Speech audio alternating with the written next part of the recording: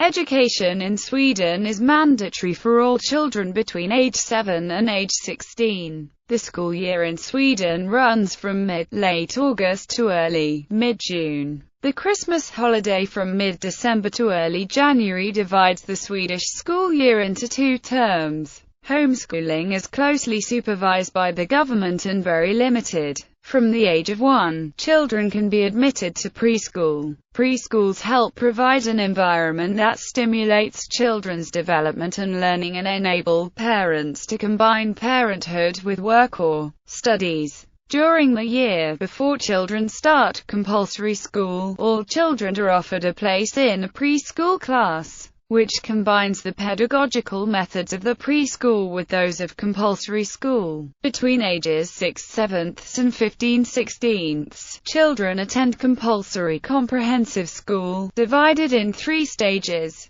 The vast majority of schools in Sweden are municipally run, but there are also autonomous and publicly funded schools, known as independent schools. The education in independent schools has many objectives in common with the municipal school, but it can have an orientation that differs from that of the municipal schools. A handful of boarding schools, known as private schools, are funded by privately paid tuition. In 2008, statistics showed that of all Swedes aged 25 to 64, 15% have completed only compulsory education, 46% only upper secondary education, 14% only post-secondary education of less than 3 years, and 22% post-secondary education of 3 years or more. Women are more educated than men. The level of education is highest among those aged 25 to 34, and it decreases with age. Both upper secondary school and university studies are financed by taxes. Some Swedes go straight to work after secondary school, along with several other European countries. The government used to subsidize tuition of non-EU EEA students pursuing a degree at Swedish institutions. But in 2010 they were started charging non-EU EEA students 80,000–100,000 Swedish krona per year. Swedish 15-years-old pupils have the 22nd highest average score in the PISA assessments, being neither significantly higher nor lower than the OECD average. Diagram. Terminology. Förskola, colloquially daghem or dagis, is the kindergarten. Grundskola is the 1 to 9 grade primary school. Gymnasieskola is the 3-year secondary school. Högskola is a tertiary school and universitet is a tertiary school with postgraduate education. Historical terms include småskola and folkskola for primary school and läroverk for secondary school. Formerly, högskola usually meant a one-faculty school, usually professionally oriented, while universitet contained many faculties. Choice. Students in Swedish primary schools have very limited choice regarding their curriculum. Students cannot usually make any decisions about their education until the fall term of the 6th grade, where students can choose a foreign language and which handicraft course the student wants to take, where carpentry or sewing is offered. A similar situation applies to most other subjects. This is the result of a concerted effort to streamline curricula, in the hope that this will favor students from families with lower levels of educational attainment. Critics claim it has lowered results significantly among talented students without raising them within other groups. All students between 12 to 15 years old take math, English, Swedish, a foreign language, naturorientering, science, samhällsorientering, social science, physical education, art, music, carpentry or sewing, and a course in home economics. In many schools the course, 11's Val, is offered, which can include, for instance, drama, an extra foreign language, or help in different subjects. The Swedish school plan also highly encourages an individualistic education in which each student has their specific needs met. The students are also encouraged not only to participate in student councils but also to actually form the education they desire together with their teachers, choosing which books to read and how to balance practice with theory depending on which the individual student finds most enjoyable to learn from. Homeschooling is very restricted in extent in heavily regulated primary and secondary school. The educational system in Sweden is based on a 9-year primary school, or grundskola, with mandatory attendance. Following this comes an elective 3-year secondary school, or gymnasieskola, which is divided in 2 instances where you either prepare for higher education or receive vocational education. The preparatory instance allows for specialization in either natural sciences or social sciences. Grading pupils do not start receiving official grades until the 6th grade. 3 grades were until recently used in elementary school: pass, pass with distinction, and pass with special distinction. The grades were usually referred to by their abbreviation. Note that a failing grade did not exist as a formal grade. If the student failed to pass a course, this was reported as ****, referring to a footnote explaining that the pupil lacks foundation for a grade. Many people, however, considered failed to be an actual grade and often referred to **** as such. Compared to course grades, failed tests were often actually marked with IG. This was, however, dependent on the preferences of the teacher and did not make any difference. However, from the autumn of 2011, a new grading scale has been introduced into the Swedish school system. A, B, C, D, and E as passing grades and F as failing. B and D work as filling grades, for when a student hasn't reached all objectives for C or A but has reached most of them. If the student can't be graded, e.g., extensive truancy, the student will receive a dash instead of an F. If a student is on the verge of receiving an F in a certain subject, course, the teacher responsible for that subject will notify the student and the student's parents. If a student is given an F, they will receive a written review of how to improve themselves. The pupil's total score, which is used for application to gymnasium, the secondary schools, is calculated by taking the pupil's subjects and numerically adding them together, with E equals 10, D equals 12.5, C equals 15, B equals 17.5, and A equals 20, yielding a maximum possible score of 340. It is normal for a pupil to have 17 grades, as most study a third language, traditionally German or French. But in recent years Spanish has increased in popularity. If a pupil doesn't study a foreign language, he or she instead studies extra Swedish and English. He or she will then only receive 16 grades and cannot reach a higher score than 320. The 16 subjects used to calculate the total must include the 3 core subjects: English, Swedish, and mathematics. If the pupil fails any of the core subjects, she or he lacks qualification to attend secondary school. However, the student can still attend the secondary school individual program, either to gain competence in the core subjects and start a secondary school program, or to complete the individual program and satisfy the requirements for a student degree. Gymnasieskola secondary school, called gymnasieskola, lasts for 3 years and is formally elective, although most attend it, and there are very few prospects for those who do not attend. Secondary school is divided into so-called programs, i.e., different types of choices of educational focus.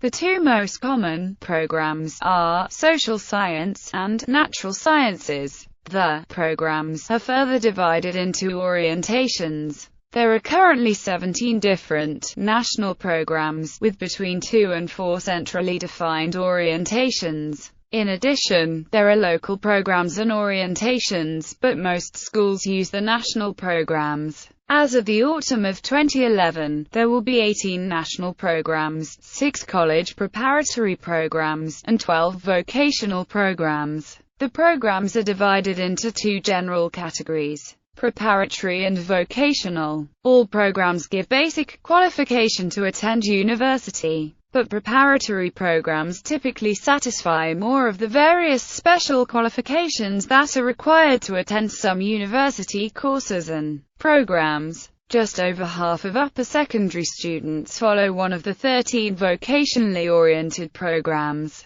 These programs must include at least 15 weeks of workplace training over the 3-year program. The courses that a student takes depending on program and orientation can be divided into 4 levels: core subjects, program-specific subjects, orientation subjects, and individually selected courses. Core courses are courses that everyone, regardless of program, must study to satisfy the requirements for a student degree. Program-specific courses are the additional courses that a student is required to take to fulfill the program requirements. If a student for some reason does not fulfill the requirements, for example, by electing to replace a program-specific course with another course, the student is considered to have attended a specially designed program, which has no bearing except for what's printed on the school leaving certificate. Orientation subjects are the courses that a student elects to take by selecting an orientation. Normally these courses take place in the 2nd and 3rd year, although in a few cases the courses start earlier. Finally, individually selected courses are courses that the student freely selects for himself in the 2nd and 3rd year. Specific slots have been set aside in the curriculum and the schedule for these. Admittance to attend secondary school. The prospective student applies to attend a certain program at a certain school, competing for entrance based upon his/her elementary school grades.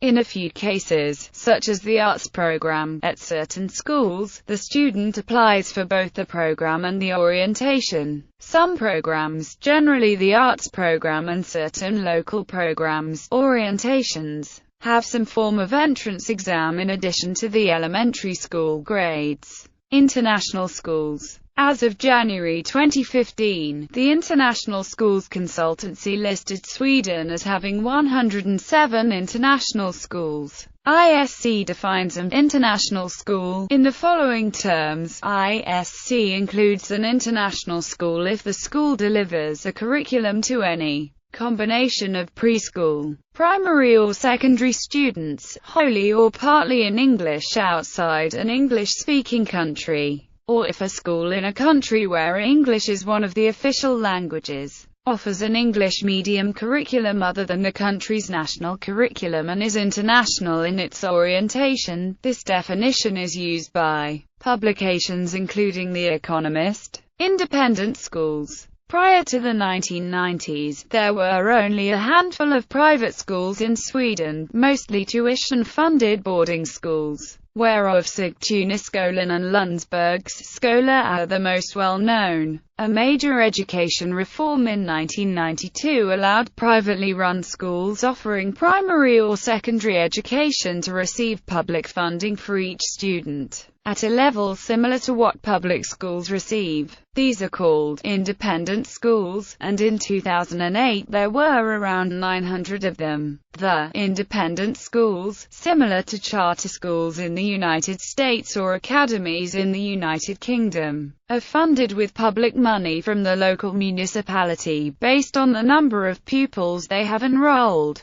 in the same way Swedish public schools are. Consequently, they are not allowed to discriminate or require admission examinations, nor are they allowed to charge the students any additional fees. They are, however, allowed to accept private donations. Regional economic differences directly affect how much money each municipality can provide per pupil, by as much as 50,000 Swedish krona. Anyone can start an independent for-profit school, or a chain of such schools, in Sweden. Many of them offer an alternate pedagogy, or a foreign, international, religious or special needs profile. There are also several secondary schools with an elite sports profile. Internationella Engelska Skolan and Kunskapsskolan are the two largest independent school chains. In 2008, more than 10% of Swedish pupils were enrolled in independent schools. opinions. The independent school system has divided public opinion in Sweden. During the 2010 election, neither political bloc suggested abandoning the program. A poll conducted in 2011 by Synovate found that Swedes who want to ban companies from operating schools for profit outnumbered those that don't. The Swedish model has been put forward as a possible model for similar solutions in both the United Kingdom and the United States, where Per Unckel, County Governor of Stockholm and former Conservative Minister of Education, in 2009 summarized the advantages of the Swedish system in an opinion piece produced by the libertarian think tank Pacific Research Institute.